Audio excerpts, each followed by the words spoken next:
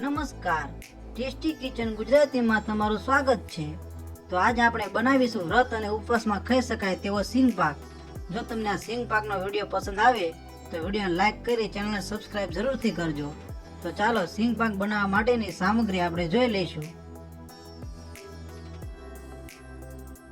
જેમાં 250 ગ્રામ સિંગદાણા છે અને આ 250 ગ્રામ ખાંડ છે અને આ 300 ગ્રામ પાણી છે। પાણી પણ આપણે વજન કરીને જ લીધેલું છે।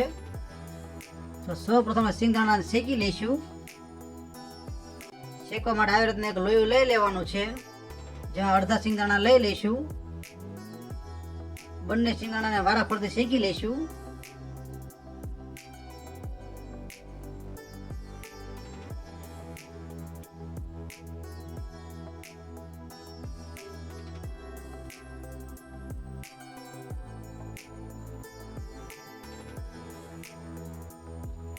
તો આ રીતના સિંગદાણા ધીમે ધીમે શેકી લેવાના છે।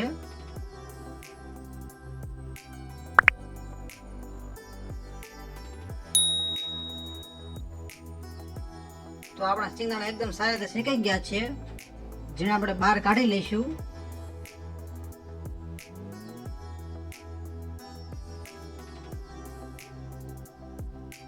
અને આપણે જે બાકી સિંગદાણા રહ્યા છે તે પણ શેકી લઈશું।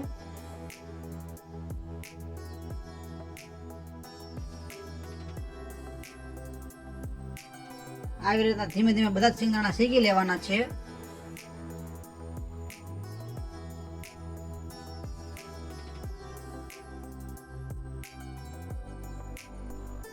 તો આપણા બધા જ સિંગદાણા શેકાઈ ગયા છે, જેને આપણે થોડી વાર માટે ઠંડા થવા દઈશું।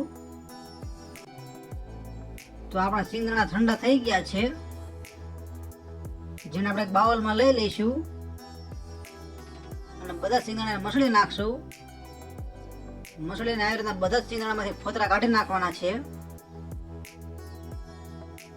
ફોતરા કાઢીને એકદમ ચોખ્ખા સિંગદાણા કરી નાખવાના છે।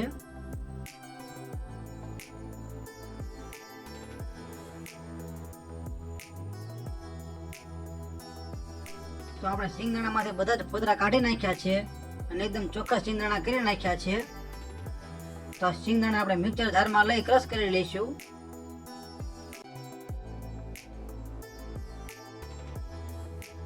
આવી રીતે સિંગદાણા લઈ લેવાના છે, જેને આપણે મિક્સર ઉપર ક્રશ કરી નાખશું।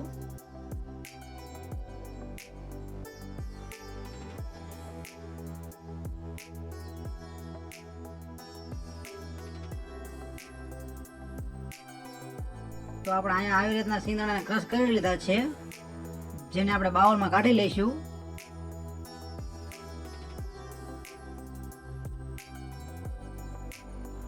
તો આવી રીતના સિંગદાણા ક્રશ કરી લેવાના છે। તો હવે આપણે ખાંડની ચાસણી લેવા માટે ગેસને ચાલુ કરી લઈશું। લોયામાં 300 ગ્રામ પાણી નાખી દઈશું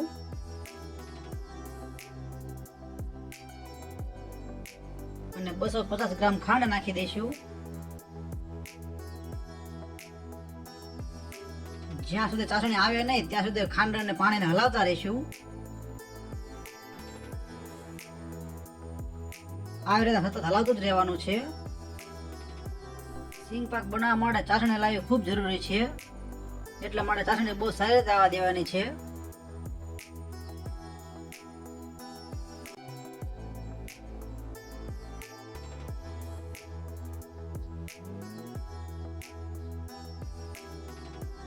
તો આપણે ચાસણી લાવવામાં 10 થી 12 મિનિટ થઈ ગઈ છે।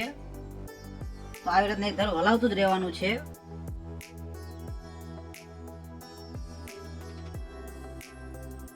તો આપણે ચાસણી સારી રીતે આવી ગઈ છે। તો હવે આપણે જે ક્રશ કરેલા સિંગદાણા છે તે ઉમેરી દઈશું।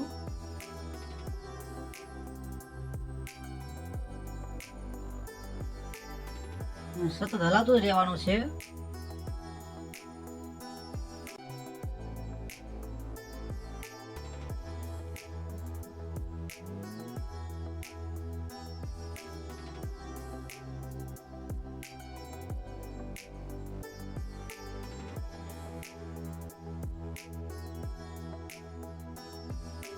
આવી રીતે એકદમ જાડું ના થઈ જાય ત્યાં સુધી હલાવતું રહેવાનું છે. તો આપણો સિંગ પાક તૈયાર થઈ ગયો છે, જેને આપણે થાળીમાં કાઢી લઈશું.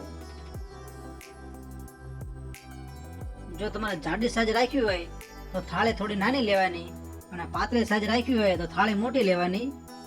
અમે સાઈઝ પાતળી રાખી છે એટલે થાળી મોટી લીધેલી છે. આવી રીતના થાળીમાં કાઢીને થોડી વાર માટે ઠંડુ થવા દઈશું.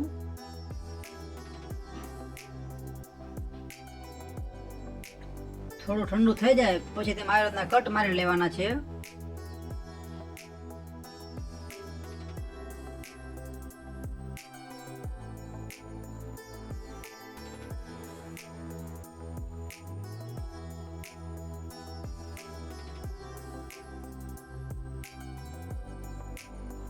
તો આપણે સિંગ પાકના આવી રીતના ચોરસ કટ મારી લીધા છે, જેને આપણે 15 મિનિટ પછી ઉખાડી લઈશું.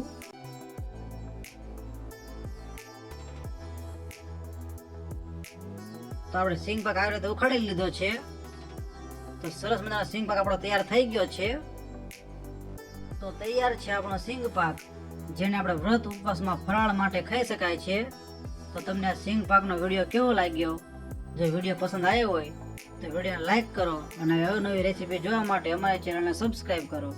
વિડીયોને પૂરેપૂરો જોવા માટે તમારો ખૂબ ખૂબ આભાર.